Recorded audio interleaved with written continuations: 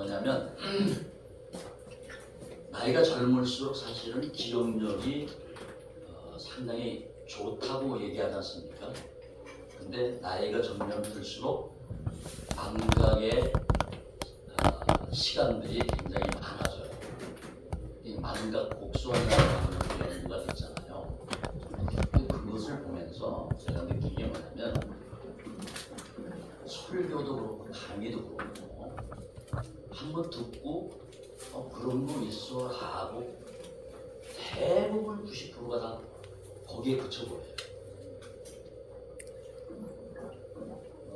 오늘 아주 귀한 말씀 주셨잖아요. 어떤 설교도 마찬가지입니다. 듣고 문 앞에 나가면 제목도 잊어버리고 하고 그 다음에 집에 가서 오늘 본문이 어디였더라? 제목이 뭐였지? 이제 계속 바뀌니까 일반 교회에서는 담임 목사님 이름 한 분만 기억하면 되는데 이 바뀌는 어떤 그 설교자가 바뀌는 예배일 경우에는 오늘 목사님 저녁에 뭐였더라? 근데 일주일 지나고 한 달 지나면 사실은 기억하는 게 별건 없어요. 그래서 제가 이제 생각한 게 뭐냐면 이거를 요즘에 잘 나왔지 않습니까? 제가 노트를 잘 활용하는데 요거로 작성해서 카톡방에다가 자료를 드리자. 왜요?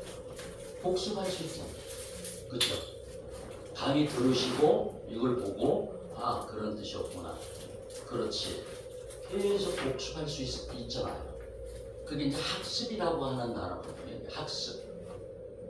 그래서 이런 장점이 있는 것을 좀 활용했으면 좋겠다 생각이 돼서 오늘 샤론의 꽃이라고 하는 방에 강의하는 제가 다 드렸습니다. 그걸 보십시오. 그거 지금 열어서 보십시오. 핸드폰에 이렇게 제가 다 보내드렸어요. 보내드렸습니다. 그래서 핸드폰을 한번 쭉 보시고 이거 PPT라 생각하시고 그렇게 보시면 되겠습니다. 그래서 제가 이렇게 한다고 하는 것을 미리 이제 양해를 해드리고 물론 이게 상황 따라 다를 수가 있겠죠. 여기는 방이 있으니까 카톡방이 있으니까 공유할 수가 있어서 가능한데 그렇지 못한 경우에는 사실 그렇게 할 수가 없겠죠.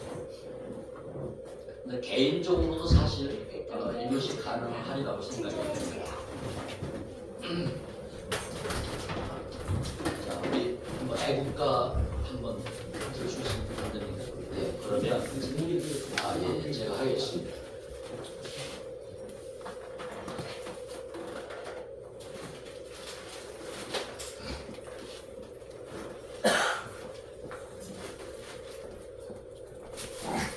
한번 일어나셔서 우리 애국가 한번 1절만 합창을 하고 강의를 시작하도록 하겠습니다.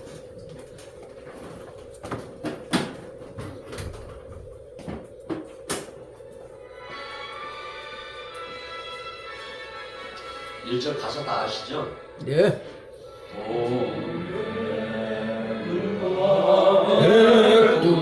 백두산이 마르고 닳도록 하나님이 보호하사 우리나라 만세 무궁화 삼천리 아려강산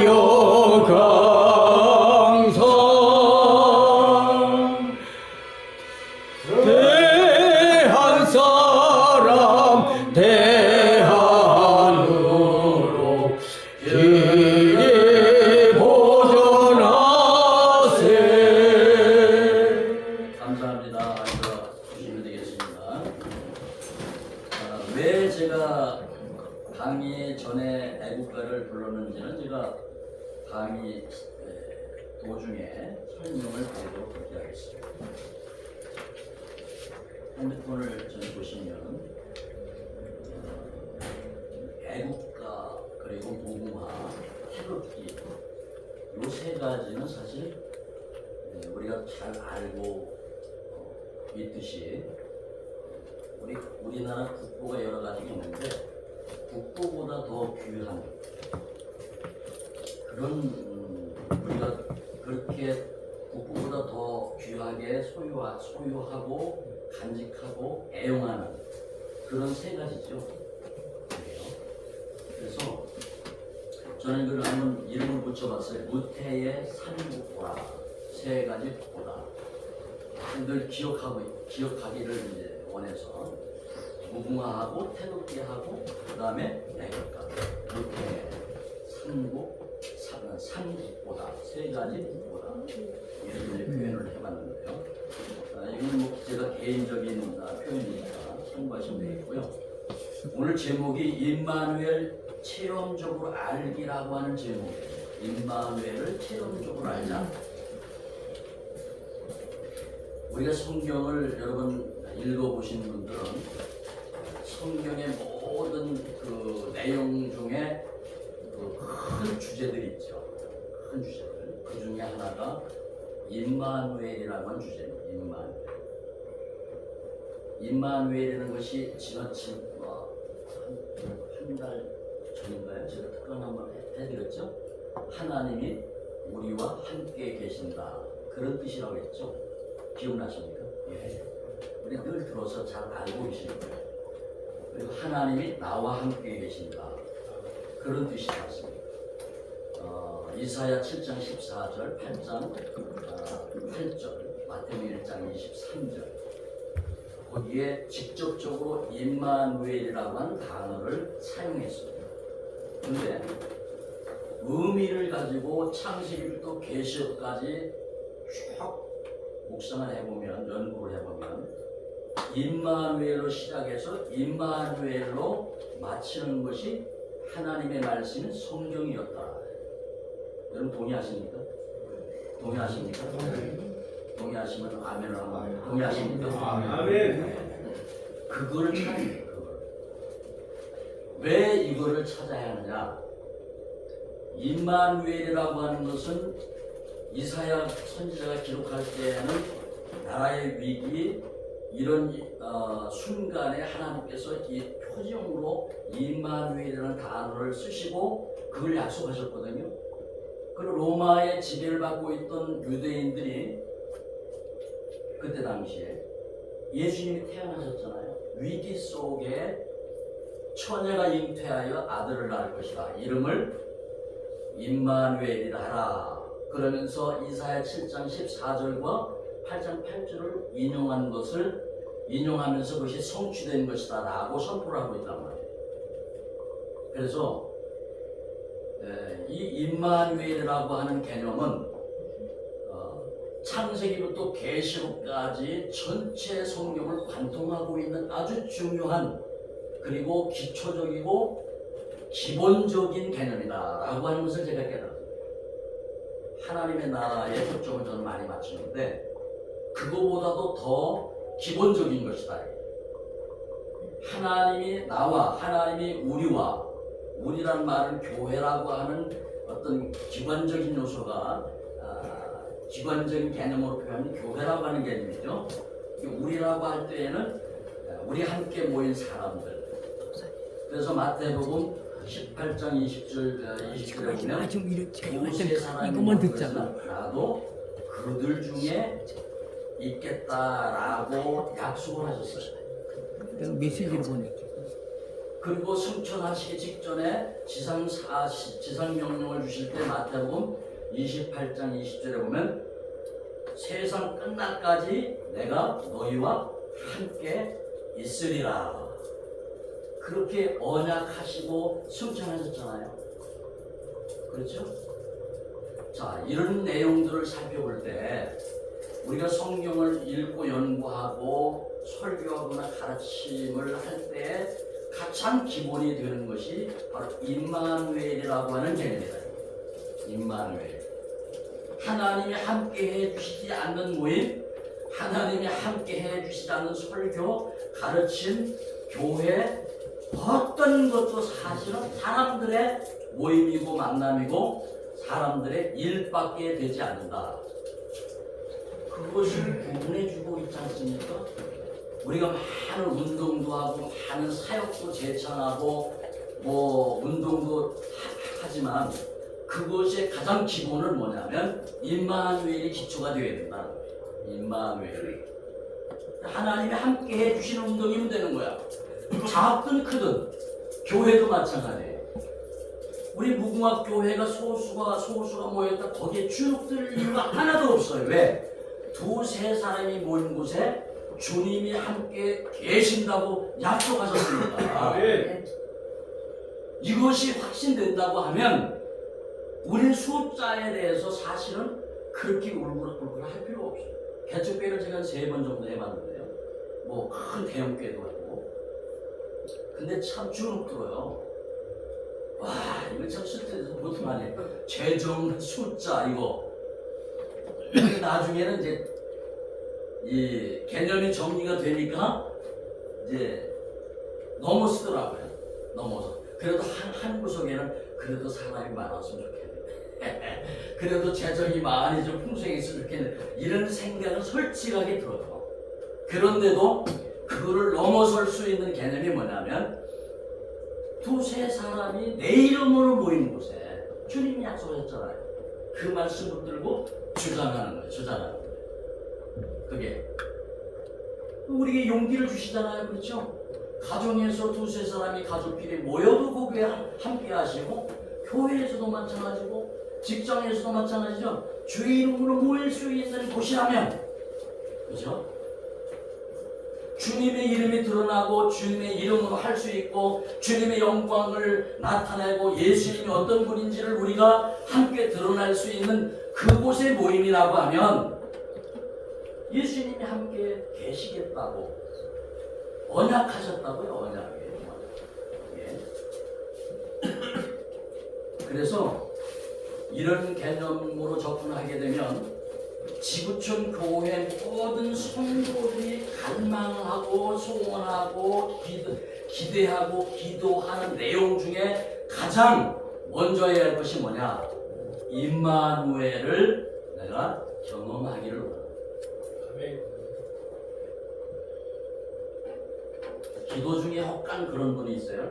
하나님 우리와 함께 해 주시옵소서. 이분 기도는 해석해 봅니다.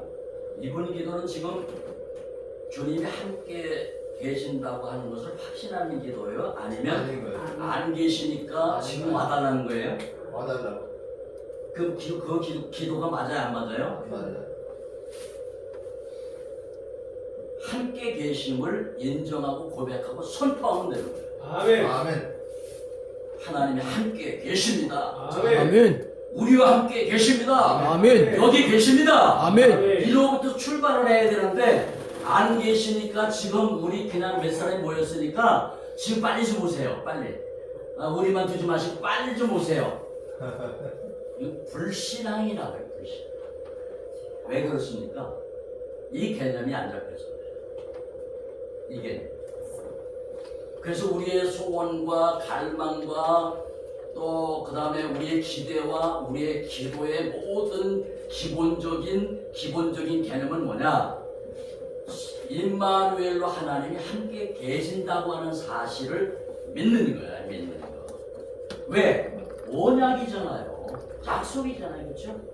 약속이잖아요. 그러니까 그걸 믿는 거예요. 받아들여서 인정하는 거예요. 그로부터 모든 것이 출발된단 말이에요. 이 목요일 날 와봤더니 30여 명? 아니 20여 명 왔던가요? 꽤 많이 오셨어요. 그러니까 뭐 한 달에 500 이상 벌게 해준다고 하니까 돈벌이 해야 됩니다. 근데 돈벌이도 해야 되는데 기본적인 뭐냐? 임마누엘 되시는 하나님이 함께 계시는다. 아멘. 그로부터 출발된다고 하면 돈벌이가 문제입니까? 정치가 문제입니까? 그렇죠. 정치해야 돼요. 돈벌이 해야 돼요. 왜? 우리 삶과 직결되어 있잖아. 그곳에 임마누엘의 역사가 있어야 된다.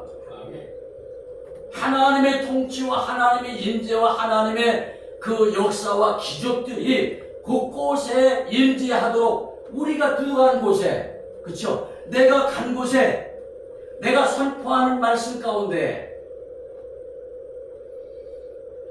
그것이 체험되어야 된다고요. 그게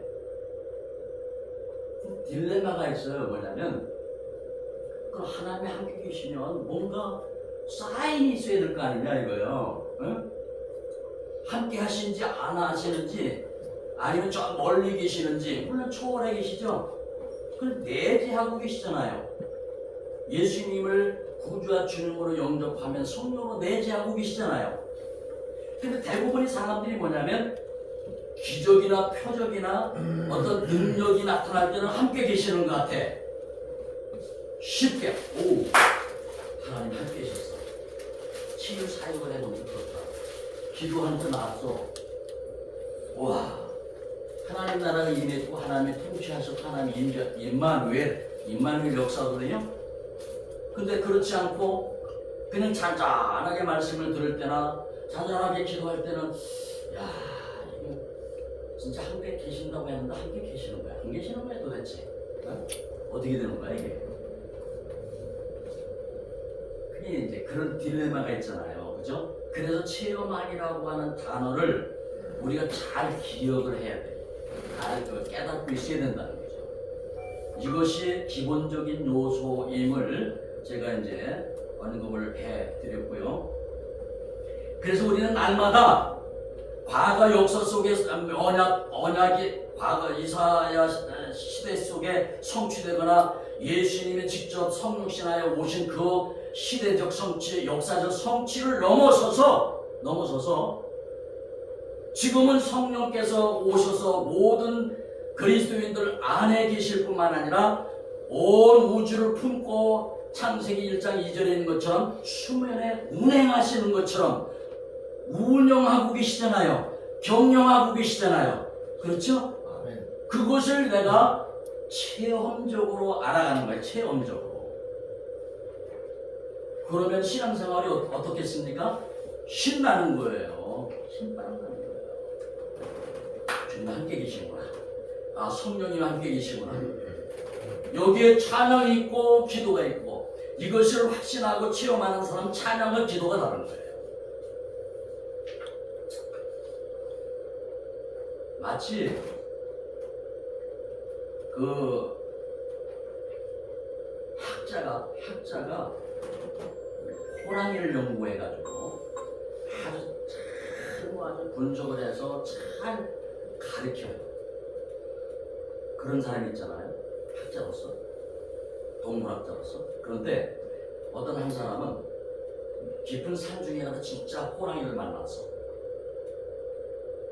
얼떨결에 봤는데 무서워서 나 다 기억은 못하지만 얼떨결에 봤는데 굉장히 무서웠어. 공포감해지고 호랑이 잡혀먹을 것 같다. 어떻게 살아나지? 깜깜해. 생각도 없어.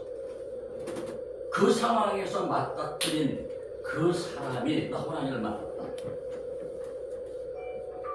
이 두 종류의 사람의 말을 듣는 사람 입장에서요, 누구의 말이 더 실감이 나겠습니까? 학자의 말일까요? 호랑이를 직접 만난 사람 말일까요? 이것을 가르쳐서 증언이라고 얘기를 합니다. 사도행전은 증언이라고 그래요. 증인이 목격하고 경험한 사람이 목숨 걸고 말하는 것이 증언이잖아요. 그래서 사도행전의 언어 중에 증언했다는 표현이 많이 나옵니다. 설교는 증언이 돼야 된다는 거죠. 그게 연구해서 묵상해서 할 수 있어요. 그러나 그것이 경험되어져서 하나님께서 이런 은혜를 경험하게 하셨다라고 하는 결과물을 가지고 와서 선포하는 것. 아멘. 그게 살아본 말씀을 설교하는 것과 다른 거죠. 저는 그것을 많이 추구해 왔습니다. 전도사 때부터.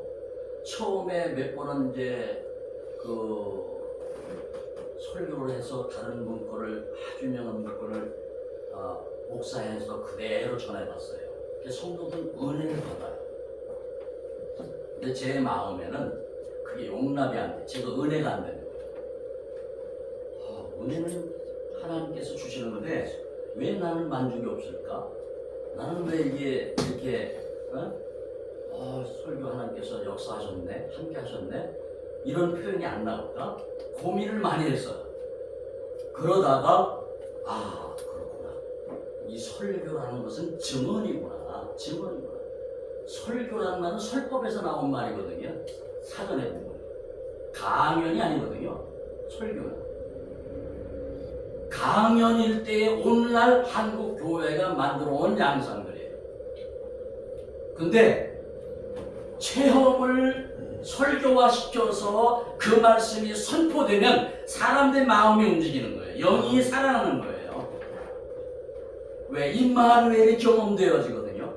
임마누엘이. 그 차이점이 있음을 제가 먼저 말씀을 드리고, 그 다음에 이제 넘어가면요, 이것을 구분하기 위해서, 이거를 체험하기 위해서는 알아야 될 것이 있어요. 뭐냐면 여러분 그 헬라를 공부하신 분들은 잘 아실 텐데, 헬라에는 8가지의 알다라고 하는 단어가 있어요. 아니스다 노마이, 도케오, 기노스코, 에이도, 쉬에미, 그레고레오, 디에게이로, 에게이로. 좀 어렵죠? 아직도 헬라어 배우느라고 참 고생 많이 했습니다. 지금 사전을 이제 많이 참고하는데 8가지가 있어요. 근데 8가지 다 설명을 드릴 수 없고 여기서 3가지만 제가 설명드릴게요. 쉬니엠이라고 하는 것이 마태복음 13장 23절에 나오는데, 이것은 이해하고 깨닫는 거예요. 쉽게 말씀을 드리면 몰랐던 것을 아하 그렇구나, 이게 알다라고 하는 거야. 그런 경우 있죠. 오늘도 목사님이 설교하실 때 청지기에 대해서 청지기가 그런 의미가 있었구나, 그런 뜻이었구나, 우리 가르침을 주셨잖아요. 그죠? 몰랐던 것을 알아차리게 되고 깨닫게 되는 거, 이게 바로 한 가지 의미고요. 두 번째는 뭐냐면 도케오라고 하는 단어예요. 도케오. 자, 이거는 지적으로 알다의 지적으로. 그리고 논리적으로 알고, 체계적으로 알고, 사상적으로 무장되고, 교리적으로 알고, 역사적으로, 학문적으로 이것을 아는 것을 도케오라고 하는 단어를 씁니다. 이해하고 깨달은 쉬니에미가 내 속에 이제 체계화되는 거예요. 지식으로. 여러분, 믿음도 믿습니다라고 끝나면 안 됩니다. 믿음의 본질은 지식입니다. 지식이 없으면 안 되는 거예요. 예, 그래야 든든하고 휘둘리지 않아요. 자기 주관이 체계가 확 잡힌단 말이죠. 아주 중요한 개념입니다, 이게. 임마누엘도 마찬가지예요. 임마누엘도요, 하나님이 우리와 함께 계신다. 맞아, 하나님 우리와 함께 계셔. 이해했잖아요. 깨달았잖아요. 근데 그것이 어떻게 함께 하시느냐, 왜 함께 하시느냐, 언제 함께 하시느냐, 함께해서 무슨 일을 하시느냐, 그리고 함께 할 때 내가 어떻게 반응해야 되냐, 이거를 성경적으로 잘 배워가지고 체계화시키는 거예요. 내 안에 논리적으로 체계화시킨단 말이에요. 그러면 누가 임마누엘에 대해 얘기할 때 얼마든지 대응할 수가 있거든요. 이단들이 와서 얘기할 때도 그렇고, 사이비들이 꼴값 떨 때도 그렇고, 사실은 우리가 얼마든지 그들을 방어하고, 심지어 그들을 능가하고 그들을 설득할 수 있는 준비가 된단 말이에요. 이거를 다른 말로 구비한다, 구비시킨다 라고 말하는 거예요. 근데 우리 한국 교회가, 제가 제재 원래 40년 했잖아요, 목회를. 전 부흥회를 통해 은혜를 받은 사람이에요. 학생 때, 고등학교 때, 청년 때까지. 얼마나 좋은지 몰라. 아주 그냥 부흥의 기간 동안부터 그 이후에 한 달, 2달, 3달까지는 완전히 천국에 사는 거, 천국이 얼마나 좋은지 몰라. 그때 어린 나이에 얼마나 좋은지. 근데 그게 이제 고갈되기 시작하면 가을이 와요. 그러면 가을 때 또 가을 부흥에 또 공부를 하시는 거예요. 그 가을 부흥에 또 기도하고 또 준비하고, 그래도 은혜를 또 받아. 그 1년이 가는 거예요. 그걸 몇 년 하다가 보니까 은혜는 받는데 내 안에 든 게 없네. 이단에 와서 뭐라고 하면 그것도 그런 것 같고, 저 사람이 뭐라고 하면 그것도 그런 것 같고, 설교를 들어도 그게 그거 같고 저게 그거 같고, 이게 그거 같고, 분별력도 안 생기고요. 흔들리는 거예요. 요동한다는 표현을 써요. 성경은 요동합니다. 그래서 제가 이 뭔가 문제가 있다. 사실 그때까지만 해도 제가 고등학교 졸업할 때 성경을 힙독을 했거든요. 이단 여호와 증인들이 와서 나하고 대화를 하면 이기지 못할 정도까지 그 정도 어떤 그 성경을 읽어서 습득하고 있었던 단계거든요. 그런데도 그런 거예요. 체계가 안 잡혀 있어서. 그래서 제가 제자 훈련하면서 이것을 이제 극복을 하게 됐는데, 여러분 청년들을 제가 목회를 참 많이 했는데 청년들 대부분이 거기 그 디lem에 빠져서 헤매는 거예요. 못 나오는 거예요. 근데 나중에 알고 보니까 어르신들도 어른들도 다 그래. 이 공백이 있구나. 믿음은 가져서 교회에 오고 구원 받았다고 하는데 구원이 뭡니까? 언제 받았습니까? 그리고 구원받은 그 이후의 변화가 뭡니까? 라고 파고들어 질문을 하면 No. 아는 게 없어.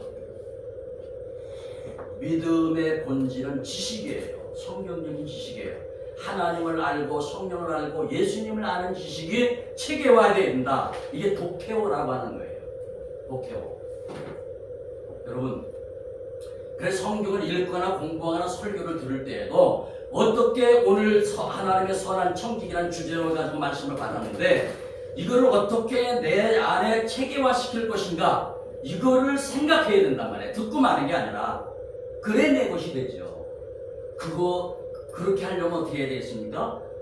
메모를 하든지 아니면 동영상을 보든지 복습을 하는 거예요. 그걸 학습이라고 말합니다.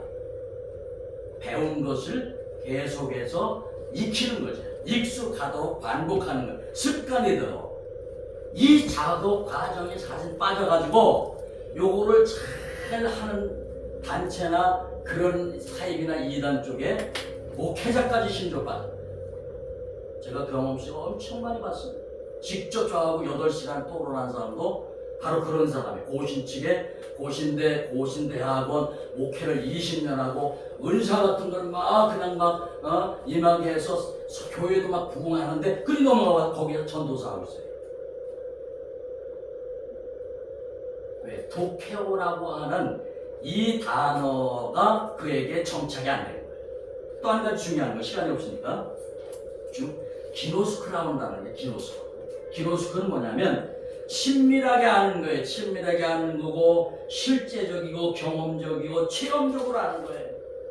여러분, 우리가 지금 사실 여기 저기 뭡니까 한 교우로 이렇게 출석하고 있지만 무궁화교회 한 교우지 않습니까? 그렇죠? 직분을 다 내려놓고 하더라도 다 교우잖아요. 그죠? 근데 여러분, 친밀하게 아는 분 몇 분이 알겠어요? 전 솔직히 박상돈 목사님 몇 번 뵙고 전화하고 또 한 번 식사도 하고 뭐 이런 관계 속에서 이제 알아가기 시작했단 말이죠. 근데 다른 분은 솔직히 제가 잘 몰라요. 여기 기노스코 쪽은 알지를 못해. 뭐로 아느냐? 여기 슈니에미 정도로 알아. 겉핥기시고 안단 말이에요. 차이가 있죠. 차이가. 친밀감이 형성된 관계로 안다는 거예요. 이것이 부부관계에도 쓰여서 성경에는. 그래서 교제가 중요해요. 교제가. 여러분 예배 마치고 바로 가는 거 바쁘니까 계획이 있으니까 좋지요. 그렇죠? 그런데 틈틈이 만나서 사실 그런 교제가 형성이 돼서 그런 교제권이 형성이 돼야 소속감을 누리고 우리 무궁화교회 내 교회야 라고 하는 주인의식이 생긴단 말이에요.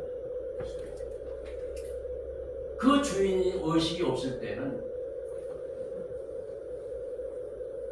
주인의식이 생기면요 거기에 그때부터 시작이 헌신의 시작이에요. 이게 임마누엘을 경험한단 말이에요. 임마누엘을. 예. 이 주인의식이 없을 때는 남의 교회 나만 가서 예배드려요. 그렇게 되어져 버린다는 거예요. 개척교회 하면서 마찬가지. 어떻게 해서 한 사람이 오면은 목사님이 가서 그냥 종처럼 얼마나 그냥 아양 떨지 못하면 또 아양도 뚫어야 되고 인사도 해야 되고 못 되는 거 갖다 줘야 되고 아이고 때로는 그냥 돈도 많이 줬어요. 우리도 그냥 맨날 허덕이는데 아니 당장 뭐 전기세도 못 난다나 뭐 딱지를 붙이고 온다나 그 100만 원도 주고 아이고 그게 다 왜 그렇습니까? 친밀한 관계를 형성하는. 그래서 서로의 관계 속에서 임마누엘이 경험돼요. 체험돼요. 그렇지 않으면 왔다리 갔다리 가난한 교인이 되는 거예요. 가난.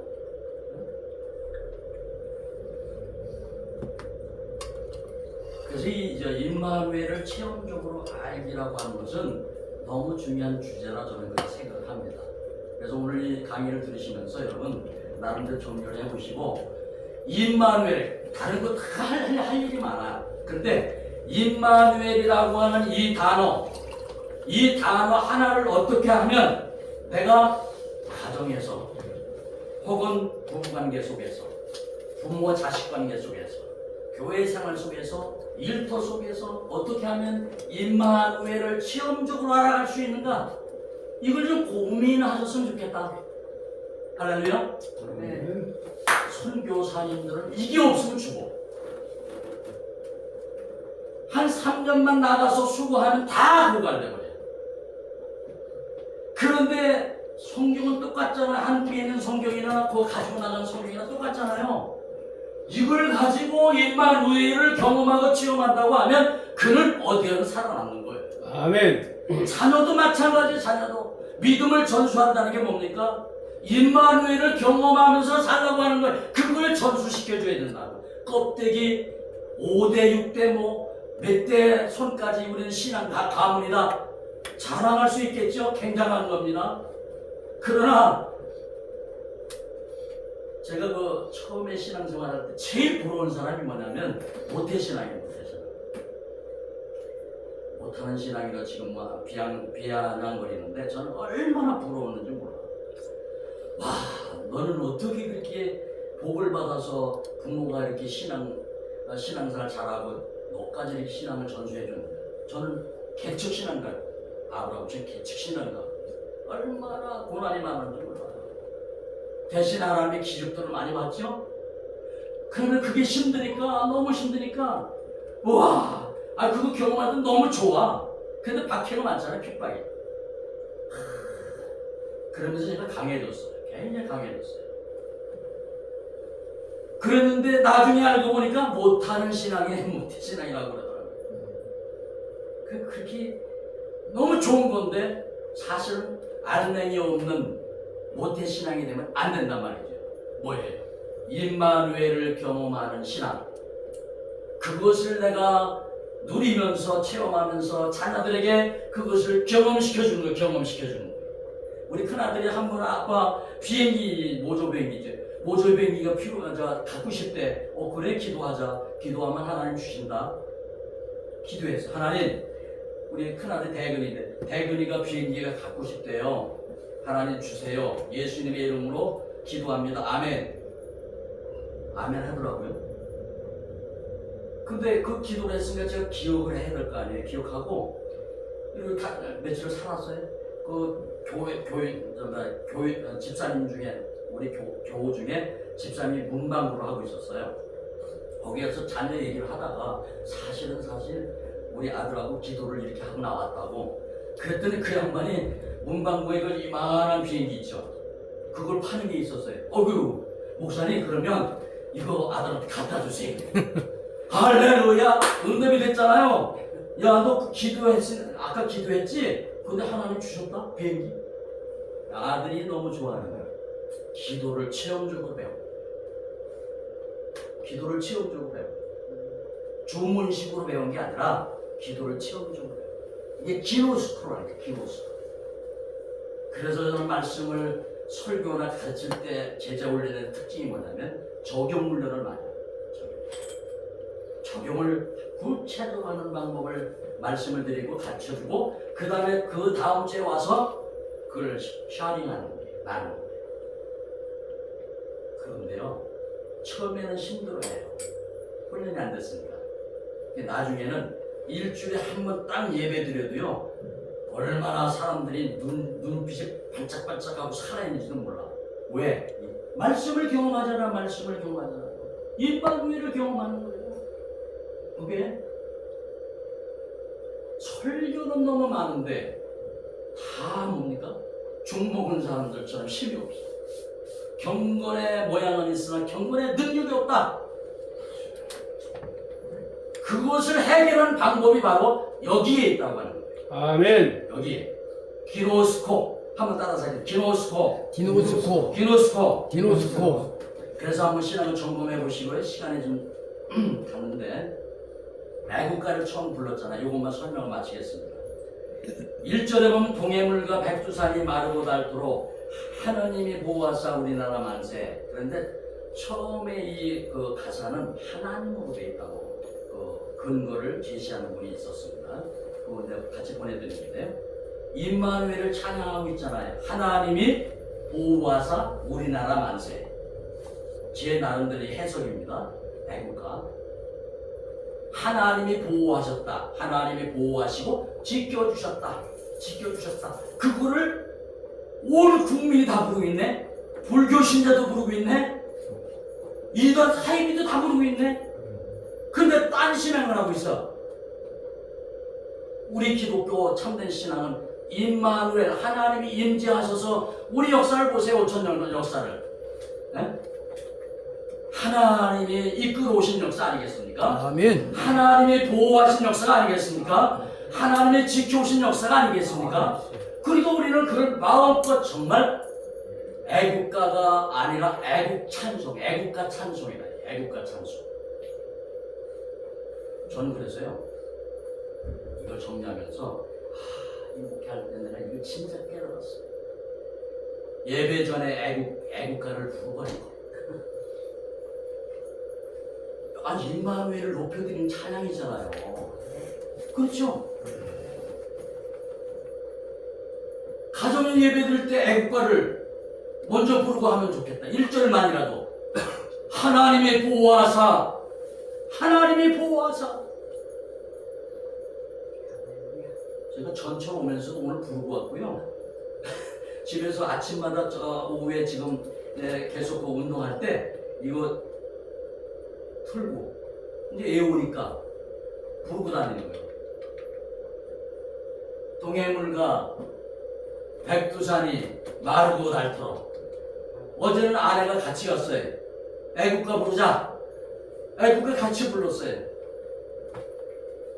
여러분, 의미를 부여하고 찬송을 부를 때 새로운 느낌이 있고 감격이 다른 거예요. 2절에 보니까는 남산 위에 저소나무 철갑을 두는 듯 바람소리 불변하면 우리 기상일세. 이거는 제가 해석해서 붙인 단어가 중꺾마.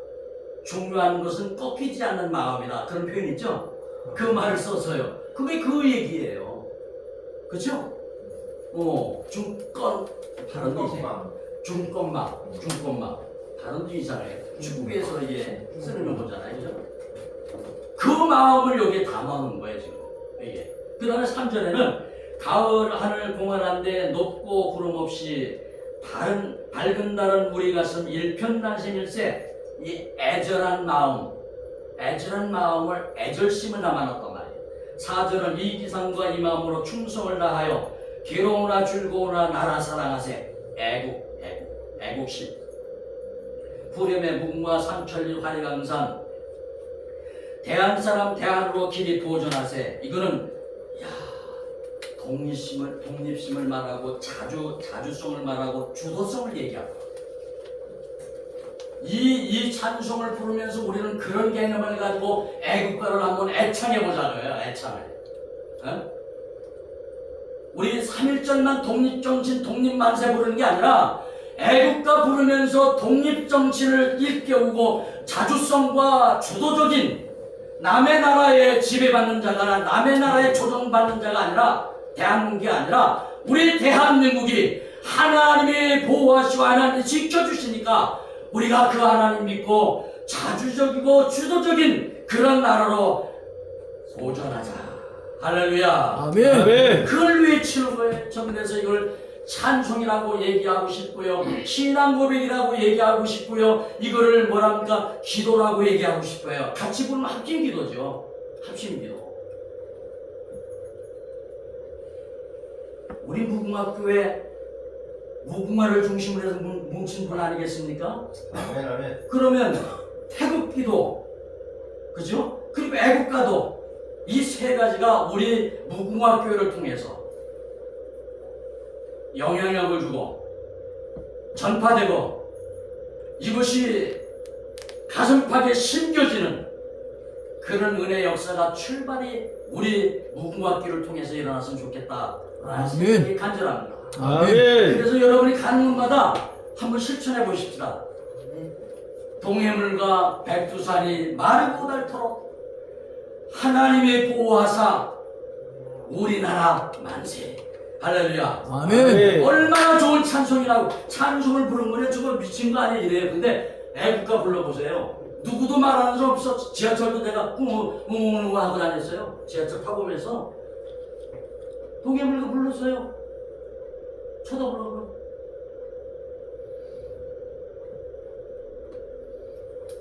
자, 그래서 그냥 애국가로만 치부하지 말고 우리가 옛날에 찬송가 들어가 있던 데가 빼버렸는데 보편화시키기 위해서 하느님을 하나님으로도 이렇게 고친 것 같아요. 이해가 돼요. 그러나 교회에서 말입니다. 교회에서. 아니 우리 기독교인들이 아니 우리 목회자들이 이걸 좀 살려내자는 거예요. 살려내자는 거예요. 실질적으로 그러면서 제가 기도할 때 그래요. 하나님 임마누엘 하나님 보호하사 하나님이 보호하사 임마누엘을 경험하기를 원하는 마음을 담아서 기도하는 거예요. 한번 일어나셔서 애국가 부르고 마치겠습니다. 애국가를 틀어드리겠습니다.